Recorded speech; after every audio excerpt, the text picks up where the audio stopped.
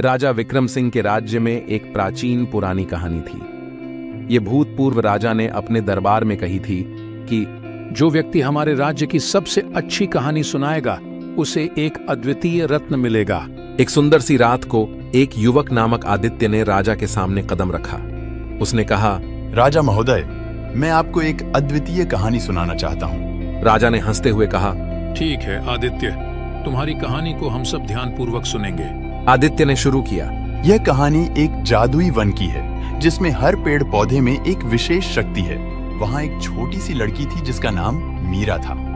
वह हमेशा जादू से भरी जगहों की खोज करती रहती थी। एक दिन उसने एक रहस्यमय गुफा में एक चमकते हुए मंगलमय रत्न पाया। इस रत्न का नाम था आनंदी, जो किसी को भी खुश करने की क्षमता रखता था। मीरा ने यह रत्न अपने साथ लिया और वहां से बाहर निकली।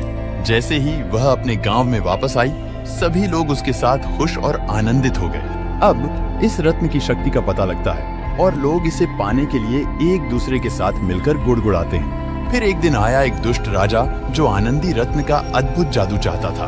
वह राजा ने मीरा को कैद कर लिया और आनंदी रत्न को अपने पास रख लिया। लेकिन आनंदी रत्न की शक्ति उस दुष्ट राजा को खुशी नहीं दे सकती थी, क्योंकि वह दुखी हृदय से भरा हुआ था। मीरा ने अपनी हिम्मत नहीं हारी और उसने अपनी चालाकी से राजा को दिल से हंसाया। राजा ने समझा कि आनंदी रत्न सिर्फ उसकी असली खोज में ही चमक सकता है। अंत में राजा ने आनंदी रत्न को मीरा को वापस कर दिया और उसने सबको यह सिखाया कि सच्चा आनंद और खुशी अंतर्निहित है।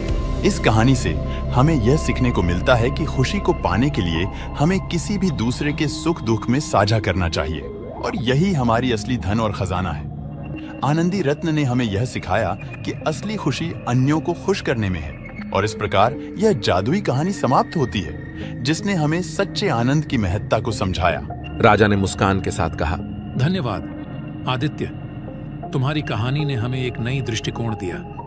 तुम्हारा बहुत आभासी और सिखावा है। और सभी ने खुशी खुशी आपस में गले मिलते हुए राजा के दरबार को छोड़ा।